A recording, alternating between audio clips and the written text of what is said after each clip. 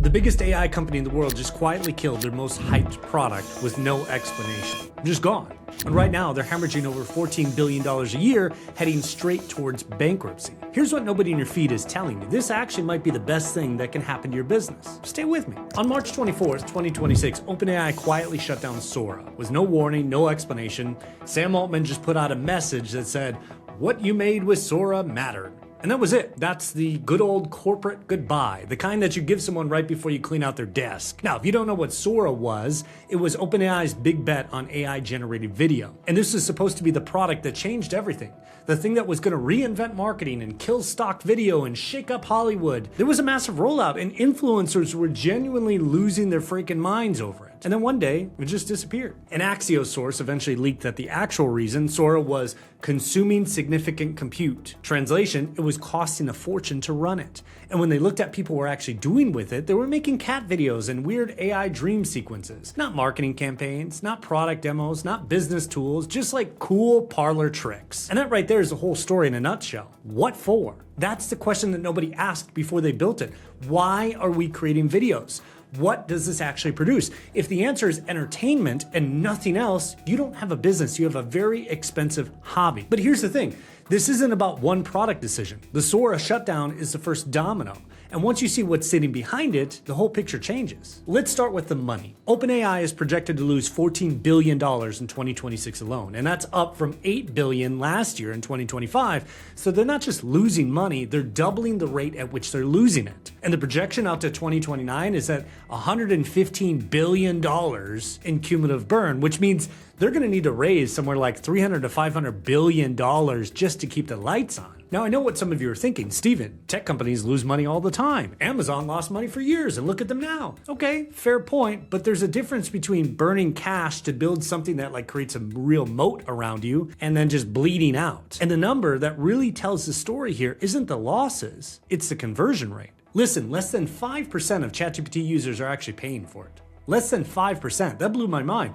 You've got somewhere around 2 billion people who have logged in and almost none of them are handing over money. And if you look at the $200 a month pro plan, the one that I personally use, and I actually kind of like it, we're talking about roughly 0.1% of their user base. 0.1%. That is a catastrophic conversion problem. And their answer to it, from what we can see at least, is to talk about putting ads into ChatGPT, which, I mean, that's a pretty clear signal that you're out of ideas already. This actually reminds me of something I wrote about a couple years ago, Toyota versus Tesla. See, Toyota has been around for 100 years. They have real cash and real profit. They sell 10 times more cars, and yet Tesla has a higher valuation. How does that even make sense? It doesn't. Not on a balance sheet. You know, it might make sense as hype. It makes sense when you're playing the valuation game instead of the business game. And we've seen that movie before though, haven't we? You know, at some point the hype meets the balance sheet, and when it does, the numbers are the numbers. OpenAI's valuation right now is sitting around $500 billion against $14 billion in projected losses this year. But that gap is not a rounding error, that's like the whole thing. That's their whole business. But here's the piece that I think is most interesting and almost nobody is talking about it. Energy. These data centers that AI runs on do not have the infrastructure to operate at the scale that they're projecting. Look, AI is on track to consume 9% of all US power by 2030. 9%! And we already had an aging, underpowered grid before any of this started. The energy infrastructure in this country was already struggling to keep up with normal demand. My sister works for one of these big energy companies, and she told me that there's currently an 18-month delay on generators. An 18-month delay. So even if you wanted to break ground on a new data center tomorrow, you cannot get the generator for it for over a year and a half. And that was the timeline before the war started. So I expect that number to get worse, not better. PJM Interconnection, which is the company that manages the power grid for 13 states, they put out a warning that they have a 60 gigawatt power shortfall. Google has already started voluntarily curtailing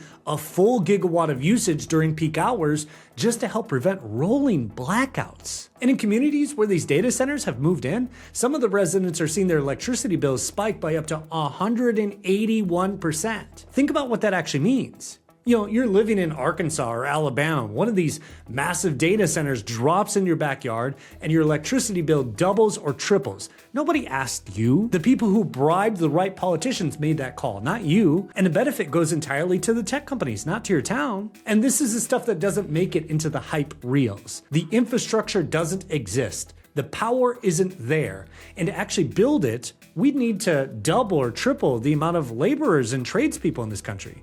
I mean, the pipe fitters, the electricians, the people who actually put this stuff together, those people don't exist in the numbers that you need, and you can't train them overnight. And then you have this Stargate project, the $500 billion AI infrastructure announcement, the big press conference that they had, the promise to build the future, and they're struggling to raise the first $100 billion of it. Sam Altman even called AI, this build out, a potential bubble in his own words, and Elon Musk has been saying for a while that OpenAI doesn't have the financing to back up what they're announcing. Of course, OpenAI denies that claim, but the evidence keeps pointing in one direction. So, what happens when the AI king falls? Here's what I think most people are going to get completely backwards.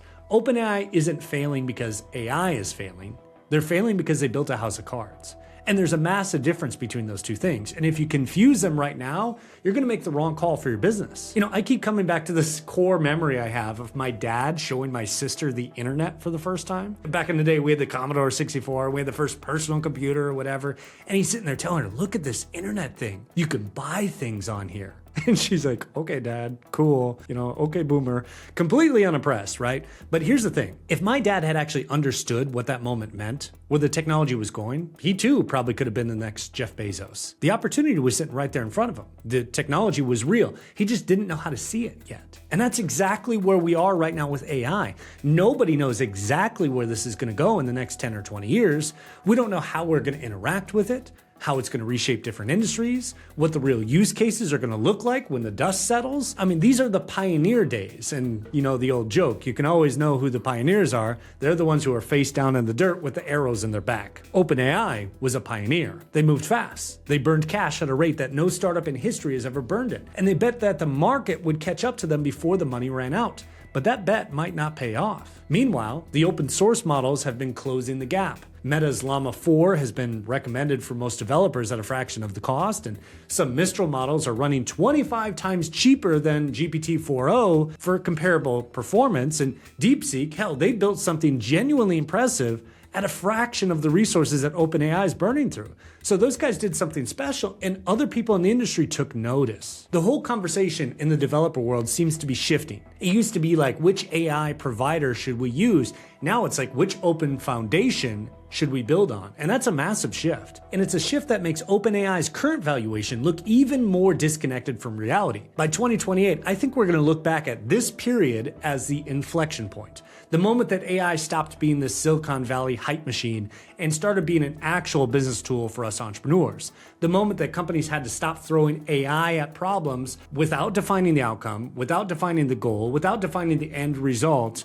whatever it was supposed to be. This is the moment that the parlor tricks run out and the real world starts working. So here's what I think the smart business owner should actually be doing right now. First, stop depending on a single AI provider. Now, this should always have been the play. You never build your entire company stack with one provider, with one service, with one company. And you especially don't do it with a company that's burning $14 billion a year. You've got to diversify. Test what actually moves the needle for your business versus what just looks impressive at the dinner party or the cocktail hour. Second, start paying attention to open source. Now, I use ChatGPT, I pay for it. I'm not telling you to throw it out tomorrow, but if you're building anything serious, the open foundation models are closing the gap fast, and they're doing it at a fraction of the cost. And that matters for your margin. That matters for your independence. That matters for not being at the mercy of a company that might look very different 2 years from now. Third, ask the question that almost nobody in the AI space is making you ask. What is this thing actually supposed to do? What's the outcome? And most AI projects right now are failing, not because AI doesn't work. They're failing because nobody defined done before they started. Teams just jumped straight into, let's add AI, without ever answering the basic question of what problem they're solving. And sometimes automation matters more than artificial intelligence, but I'll tell you that clarity always matters more than looking cool.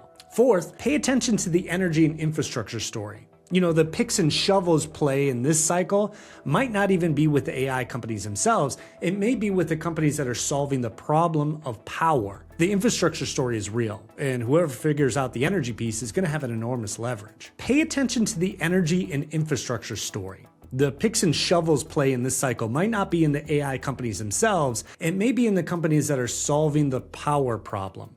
The infrastructure story is real, and whoever figures out the energy piece is going to have enormous leverage. Look, when everyone else is running from something, the real builders are the ones who double down. Not recklessly, not blindly, but with a clear head and a clear outcome. OpenAI's reckoning is real. The energy problem is real. The valuation bubble is real. But AI as a category is not going anywhere.